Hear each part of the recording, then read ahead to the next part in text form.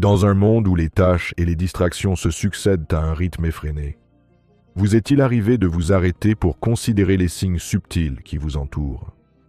Des signes qui pourraient être plus que de simples coïncidences? Ces marqueurs qui passent souvent inaperçus peuvent être des avis divins annonçant un message important. Avant qu'une puissance supérieure ne décide de vous corriger sévèrement, des signes se manifestent souvent, offrant une chance de modifier sa trajectoire. Le divin travaille de manière mystérieuse, offrant des avertissements subtils bien avant que des mesures plus sévères ne soient prises. On dit que les doux murmures de Dieu émergent à l'arrière-plan de nos activités quotidiennes, nous incitant à l'humilité tout en résistant à l'arrogance. Ces conseils ne sont pas seulement des directives spirituelles, mais aussi un énorme défi à relever, pour y réfléchir et y adhérer de tout cœur. En vous engageant dans cette perspective, permettez à l'Esprit Saint d'éclairer tendrement les parties de votre existence qui ont besoin d'être transformées. Avant de leur plus loin, plonguez-vous dans cette invitation sous forme de prière. Sondez-moi, ô Dieu. Ce plaidoyer sincère est une demande sérieuse d'introspection divine de son âme, de ses intentions et de ses pensées.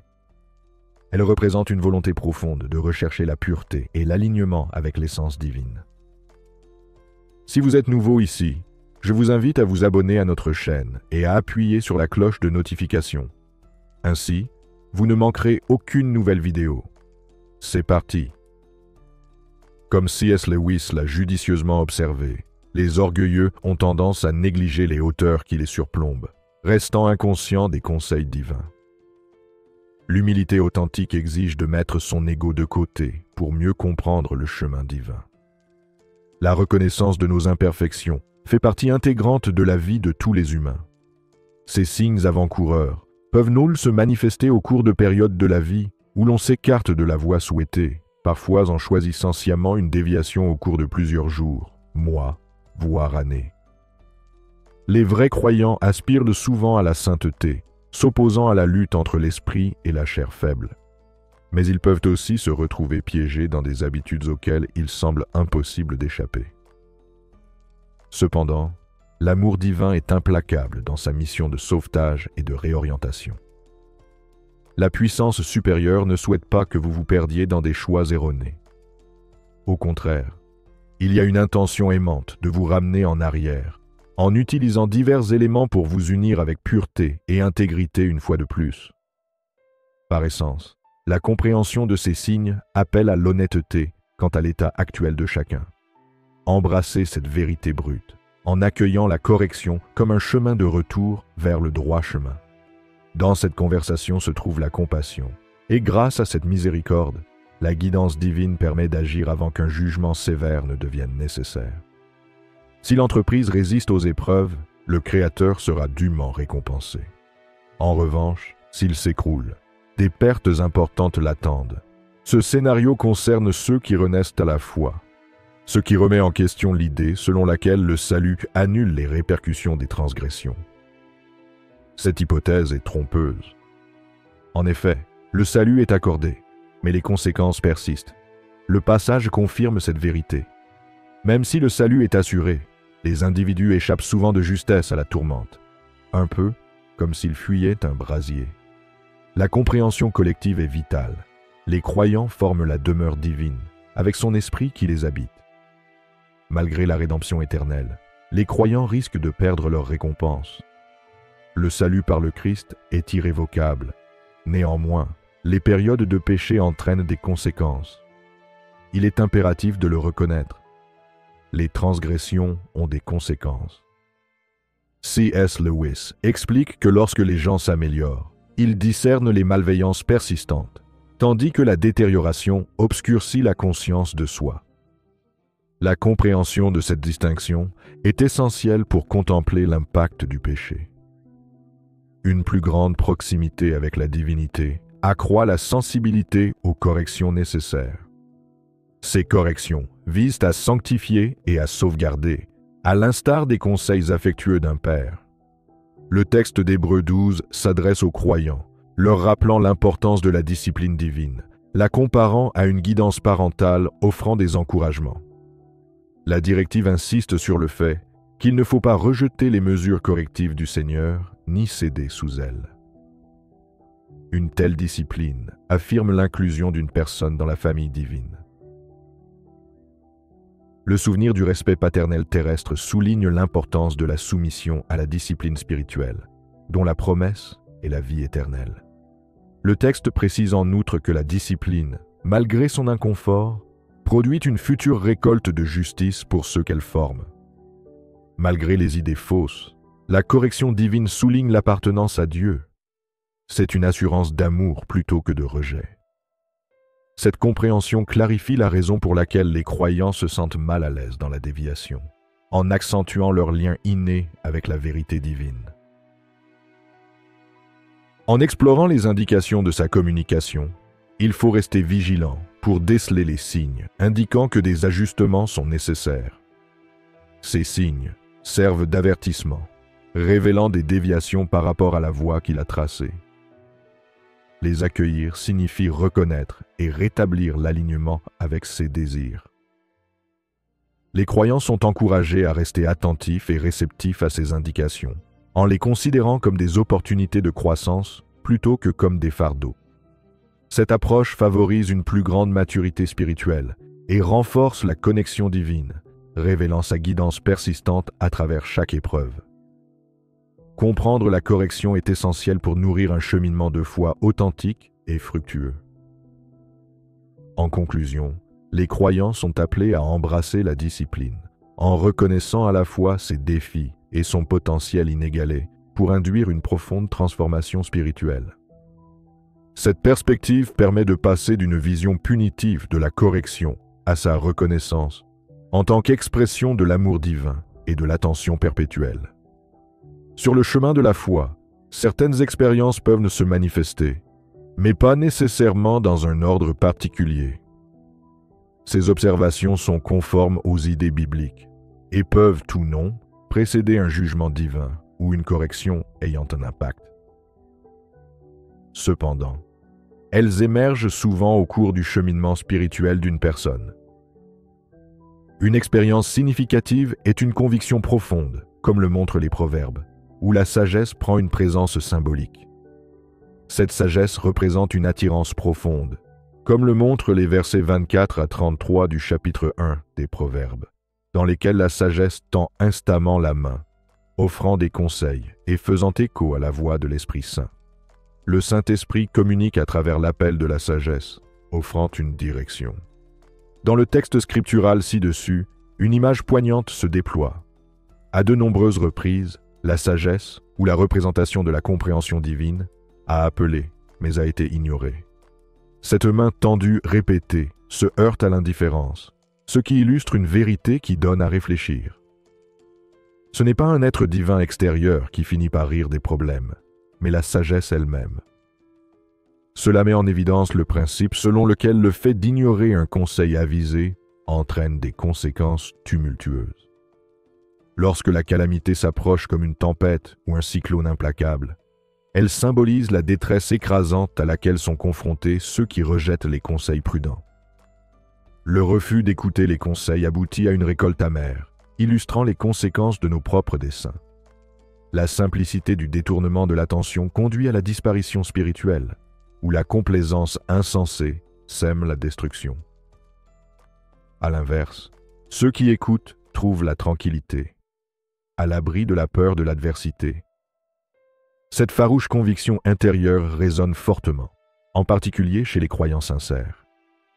Il existe un tiraillement inhérent à l'âme, une poussée intérieure lorsque des transgressions se produisent. Les vrais croyants éprouvent une véritable tristesse lorsqu'ils se trompent, ressentant vivement le poids de la désobéissance. Les erreurs persistantes provoquent des troubles mentaux, soulignant les occasions manquées de bénéficier de la bonté divine et d'une communion fraternelle ininterrompue. Grâce à l'amour divin, les adhérents sont corrigés. Cette correction commence souvent par une conviction intense. L'Épître aux Éphésiens renforce cette notion, en exhortant les croyants à ne pas attrister le Saint-Esprit par des méfaits, car ils sont marqués par Dieu, assurés du salut au dernier jour. Dans certaines traductions, Le Saint-Esprit est représenté comme un sceau, soulignant cette promesse assurée. Ces réflexions permettent de comprendre que la conviction est un aspect profond de la foi authentique, qui guide les croyants vers l'intégrité spirituelle. Cette conviction sert de boussole, enracinant le fidèle dans une vie alignée sur les principes divins, favorisant un lien durable avec le sacré. Sur le chemin de la foi, les croyants sont parfois confrontés à des moments qui remettent en question leur dévouement à une voie plus élevée. Vivre une vie en accord avec les enseignements spirituels implique de faire des choix en accord avec ses convictions profondes. Lorsque ces convictions vacillent, les croyants peuvent ressentir une déconnexion émotionnelle et spirituelle, une sensation souvent décrite comme le deuil de l'Esprit Saint. Si cette vidéo vous touche au cœur, n'hésitez pas à l'aimer, à la partager avec quelqu'un qui a besoin d'entendre ce message et à commenter « Amen » ci-dessous. Ce faisant, vous contribuerez à diffuser ce message à de nombreuses personnes qui en ont besoin. Ce deuil n'est donc pas le résultat de simples erreurs, mais découle de la persistance d'actions ou d'attitudes qui vont à l'encontre des enseignements spirituels. Ce ne sont pas seulement de grandes transgressions, mais des comportements subtils et récurrents qui contribuent à ce sentiment d'inquiétude spirituelle. Le manque de pardon, les compromis mineurs dans les décisions quotidiennes, ou les émotions incontrôlées, comme l'orgueil et la luxure, en sont des exemples. Même des aspects apparemment banals, comme la façon dont on gère son temps ou ses responsabilités familiales, peuvent conduire à ce conflit interne. Le célèbre auteur C.S. Lewis a mis en évidence la croyance erronée, selon laquelle le temps efface les fautes commises. En réalité, lorsqu'elles ne sont pas traitées, ces actions créent un gouffre spirituel. Le chagrin ressenti à l'intérieur nous rappelle la nécessité d'une introspection et d'une correction. C'est une conscience intérieure qui nous pousse à retrouver l'harmonie et la proximité avec notre essence spirituelle. Ce sentiment interne se manifeste sous la forme d'un poids persistant, qui perturbe la prière paisible, la compréhension claire et un ministère significatif. Il émerge dans les moments qui exigent authenticité et dévouement. L'histoire de Pierre, un disciple dévoué, qui a renié son lien avec sa foi par peur et par faiblesse, en est une illustration. Son reniement répété symbolise la tendance humaine à tomber dans des schémas de compromis et de désobéissance. Alors que Jésus s'approchait de sa crucifixion, Pierre, malgré sa proximité, a faibli dans sa position. La prise de conscience de ce reniement répété l'a profondément frappé, lui faisant prendre conscience de son moment de désobéissance. Ce récit illustre la lutte que les croyants rencontrent lorsqu'ils sont confrontés à la peur et aux pressions de la société, ce qui les conduit à prendre des décisions qui ne correspondent pas à leurs valeurs. La lourde prise de conscience d'avoir dévié de son chemin peut susciter une période de réflexion profonde. Cette réflexion est cruciale, car elle permet de distinguer un écart momentané d'une dérive prolongée loin de son centre spirituel. Reconnaître ses sentiments ouvre la voie à la réconciliation et au réalignement avec sa vérité spirituelle. Il faut pour cela affronter ces aspects difficiles en soi et s'efforcer d'opérer une transformation sincère. Ainsi, le voyage n'est pas une question de perfection, mais d'effort constant pour reconnaître les faux pas, en tirer des leçons et continuer à avancer, en forgeant un chemin qui incarne la plénitude des enseignements spirituels et une connexion authentique avec l'essence divine qui est en nous. Partie 5. Voici le texte anglais. Alors que Pierre poursuivait sa résolution, il s'enfonça plus profondément, renforçant ses affirmations jusqu'à ce qu'il atteigne un point de remords intense, en réalisant à quel point ses actions avaient blessé le Seigneur. Il avait blessé celui qu'il chérissait. À ce moment-là, le regard divin rencontre les yeux de Pierre. Il a senti l'angoisse du Seigneur. C'est ce qui arrive lorsque l'on persiste à agir de la sorte. 2 Corinthiens 7, 10 souligne que la tristesse que Dieu veut nous voir éprouver nous détourne de la faute et apporte la rédemption. Il n'y a pas de lamentation pour ce type de chagrin. En revanche, le chagrin mondain, dépourvu de repentance, conduit à la disparition spirituelle. Il existe donc une distinction entre la tristesse mondaine et la tristesse pieuse. La tristesse pieuse conduit véritablement à la repentance, incarnant un type de chagrin bénéfique. Si quelqu'un prétend qu'il ne faut pas éprouver de remords pour une faute, il contredit les enseignements bibliques. Il est essentiel de ressentir de la tristesse pour le péché. Il est naturel d'éprouver de la détresse à cause d'un échec moral. Même les transgressions mineures doivent vous troubler. Comme l'a fait remarquer C.S. Lewis, la mauvaise conduite des chrétiens ternit la crédibilité de la foi aux yeux des étrangers. La tristesse induite par la conviction a pour but de purifier et de guider vers la repentance. C'est une expression de l'amour divin qui nous pousse à représenter la sainteté. Ainsi, lorsque nous sommes troublés par la désobéissance, il s'agit de ne pas rester dans la condamnation, mais de se tourner vers le repentir pour retrouver une existence joyeuse et paisible. Les peines du monde endurcissent l'esprit, que cela résonne, le chagrin du monde désensibilise. Ignorer la tristesse de l'Esprit Saint vous engourdit progressivement. Écarter continuellement la voix divine la rend plus difficile à discerner. Persister dans la désobéissance tout en se sentant affligé endurcit l'esprit.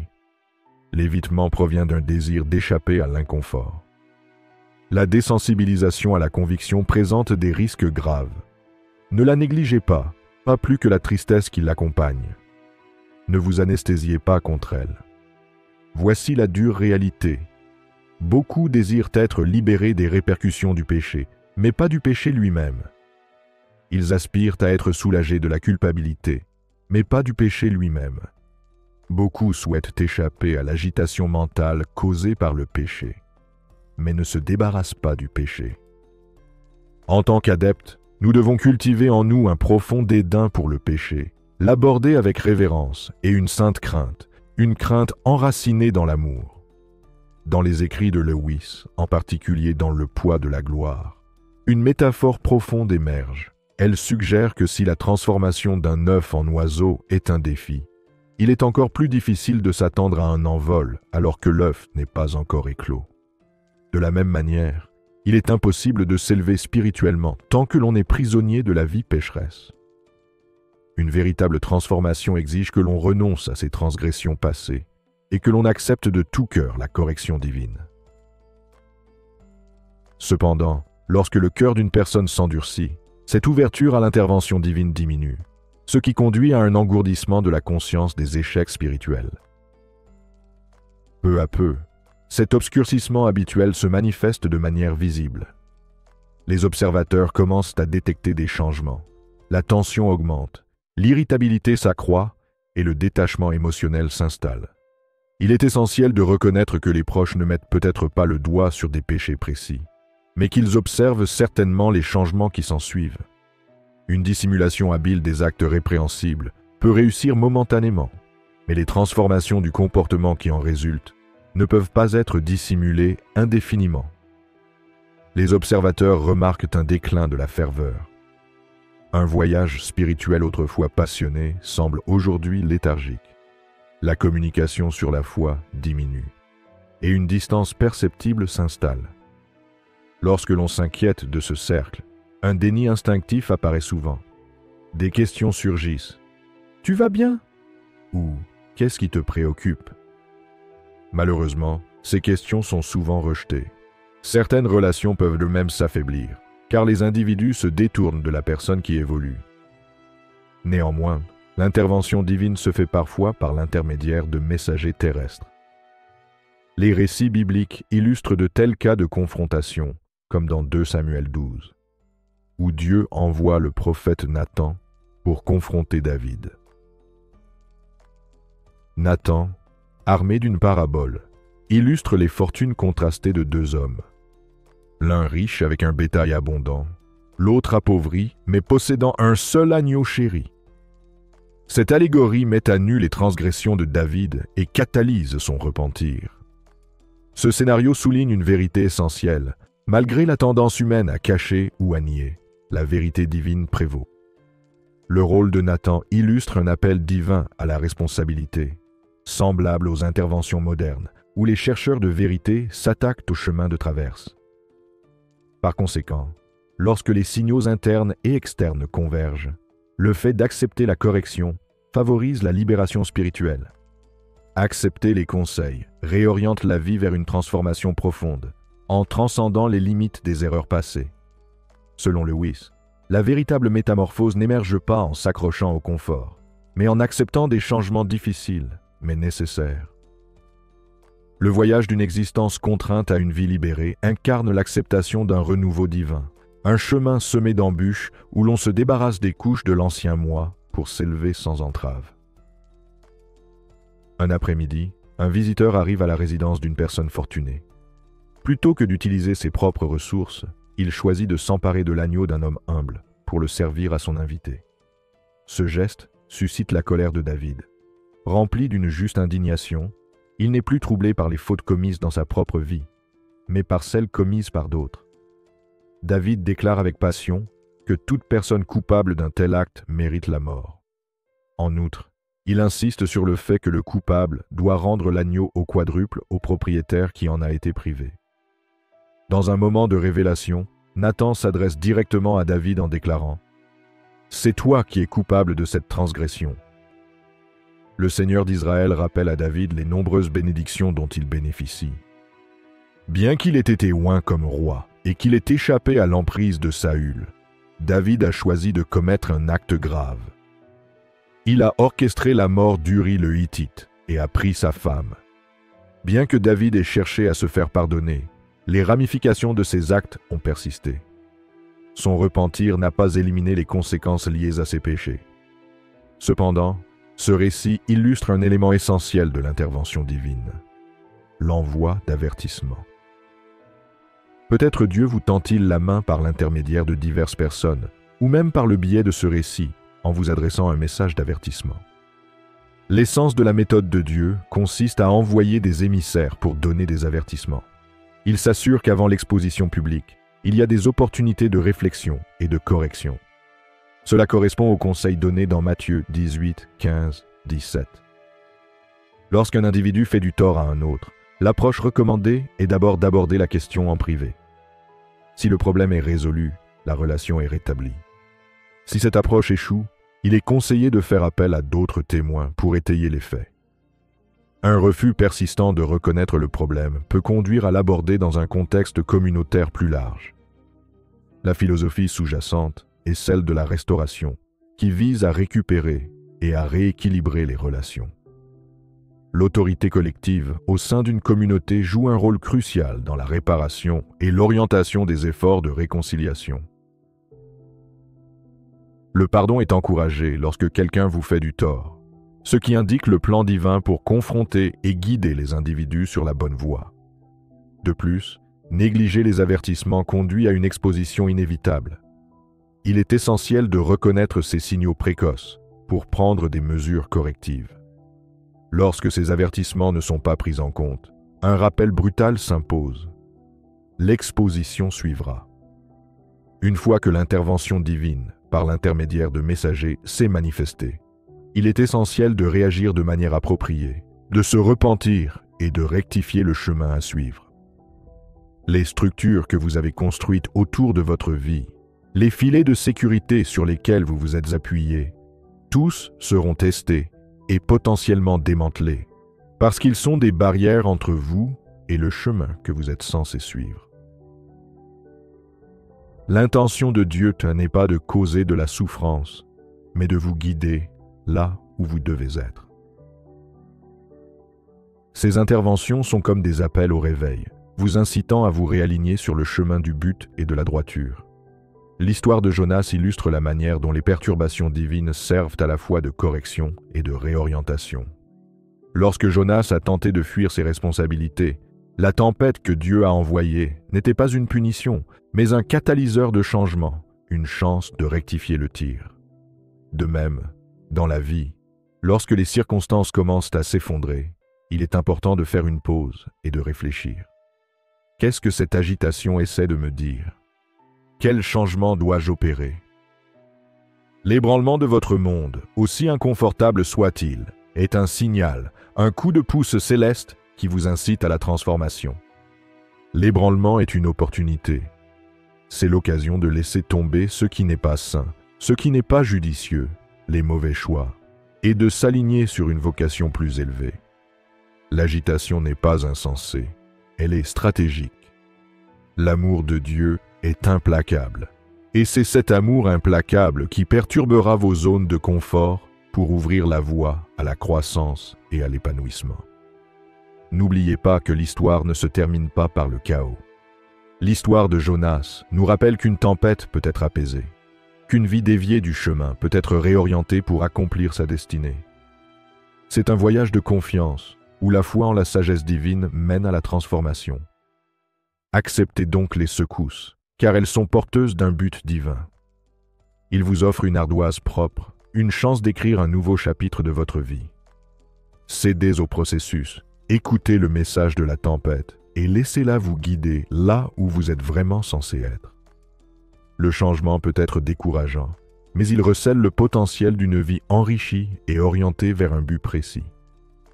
En écoutant les directives d'en haut et en les suivant, vous ouvrez une voie vers la paix et l'épanouissement que seule l'obéissance à un appel supérieur peut apporter. Dieu peut commencer à bouleverser certains domaines de votre vie. Il est important de noter que la perturbation diffère du désordre. En fait, cette perturbation sert à vous ramener à l'ordre en déplaçant les choses, en les rendant incommodes et plus difficiles à accepter. Les vrais croyants sont souvent profondément malheureux lorsqu'ils font des compromis, car cela devient la période la plus difficile de leur vie. C'est pourquoi Dieu fera tout ce qui est nécessaire pour attirer votre attention et vous ramener sur la bonne voie. Peut-être votre monde connaît-il actuellement des bouleversements. Vous essayez peut-être de négocier avec lui en lui présentant votre point de vue. Cependant, il voit toutes les perspectives et a déjà parlé, donnant des instructions claires. Il est maintenant de notre responsabilité de le reconnaître comme Seigneur et de nous rendre en sachant que sa volonté doit prévaloir. Il est vain d'entrer en lutte avec lui, car il est bien plus fort et plus aimant que notre entêtement. Comme l'explique C.S. Lewis dans « Le problème de la douleur », l'esprit humain résiste souvent à l'abandon tant que tout semble aller bien. Parfois, il faut une secousse importante pour nous amener à l'abandon, ce que, dans son amour, Dieu permet. Le prochain point de préoccupation est que sa présence pourrait commencer à s'estomper dans nos vies. Il ne s'agit pas de suggérer que le Saint-Esprit s'en va ou que Dieu abandonne qui que ce soit. Mais lorsque nous ne nous soumettons pas à sa présence ou à l'Esprit Saint qui habite en nous, nous perdons progressivement son influence sur nous. Tous les croyants possèdent le Saint-Esprit. Dès que l'on est de nouveau, on reçoit le Saint-Esprit. Cependant, la question cruciale est la suivante. Le Saint-Esprit vous possède-t-il? Vous soumettez-vous à lui? Il est tout à fait possible d'avoir accès à la puissance de Dieu et aux fruits de l'Esprit sans en être témoin à cause de la désobéissance. Galates 5, 16, 18 encourage à laisser le Saint-Esprit guider nos actions. Ce faisant, nous ne succombons pas aux désirs de notre nature pécheresse. La nature pécheresse cherche à faire le mal, s'opposant ainsi aux désirs de l'Esprit. Ces deux forces sont en conflit permanent et vous empêchent de réaliser vos bonnes intentions. Cependant, être conduit par l'Esprit signifie que vous n'êtes pas lié par la loi de Moïse. En termes simples, augmenter l'influence de l'Esprit réduit l'influence de la chair, tandis qu'amplifier l'influence de la chair diminue l'impact de l'Esprit. La 10e partie de ce texte aborde une profonde introspection spirituelle, en se concentrant sur la manière dont la relation d'une personne avec le Saint-Esprit peut se manifester à l'extérieur. Ce récit explique comment le fait de négliger l'influence du Saint-Esprit conduit à une perte de faveur observable. Lorsque les individus cessent de laisser les conseils divins imprégner leur vie, ce n'est pas que l'Esprit les abandonne, mais plutôt que leurs actions et leurs décisions commencent à refléter cette déconnexion. L'Écriture encourage les adeptes à laisser l'Esprit Saint guider leur existence, ce qui implique intrinsèquement une participation active et l'obéissance. L'observation d'un déclin de la vitalité spirituelle est souvent le signe de cette perte. Parmi les changements observables, on peut citer des portes qui s'ouvraient autrefois sans effort et qui restent maintenant fermées, ou des connexions qui circulaient auparavant avec aisance et qui deviennent tendues. Ces changements sont souvent dus au fait que d'autres personnes ont remarqué quelque chose d'anormal. Prenons l'exemple des prédicateurs qui s'écartent des doctrines fondamentales et résistent à la correction. Cela se traduit généralement par une perte de faveur évidente. L'éclat spirituel qui les distinguait auparavant semble absent, remplacé par une augmentation des efforts et de la frustration pour maintenir le succès de leur ministère. La cause profonde peut varier, englobant non seulement des compromis doctrinaux, mais aussi des péchés cachés ou d'autres perturbations. Pour ceux qui les entourent, il est clair qu'il manque quelque chose de vital. Pour l'individu en question, cependant, ce n'est peut-être pas aussi évident. Cette dissonance souligne les dangers de l'orgueil, comme l'a bien noté C.S. Lewis. L'orgueil tire sa satisfaction non pas de la possession elle-même, mais du fait d'avoir plus que les autres. Il occulte l'auto-évaluation honnête et la reconnaissance du déclin spirituel, rendant les individus aveugles à leur propre éloignement de la vérité spirituelle. C'est un scénario troublant lorsque tout le monde, sauf l'individu, ressent ce vide spirituel. L'absence de paix divine est un autre symptôme, appris et illustré par des récits bibliques, comme celui de Saül en 1 Samuel 16-14. Bien que l'Écriture décrive un esprit tourmenté par le Seigneur, le récit résonne ici avec l'idée qu'un compromis persistant entraîne des troubles émotionnels et spirituels. Il convient toutefois d'être prudent.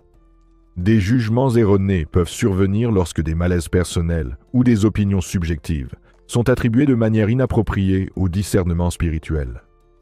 Souvent, les critiques ne découlent pas du discernement mais de préjugés personnels, de préférences esthétiques ou de désaccords. Le véritable discernement spirituel se distingue par l'humilité et l'ouverture d'esprit, alors que l'égoïsme fait passer la désapprobation personnelle pour un discernement spirituel. Par essence, le compromis spirituel permanent conduit non seulement à la perte de la faveur des autres, mais aussi à des troubles intérieurs.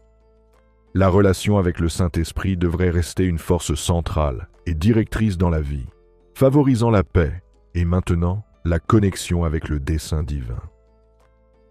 Merci de vous être joints à nous et rendez-vous dans la prochaine vidéo.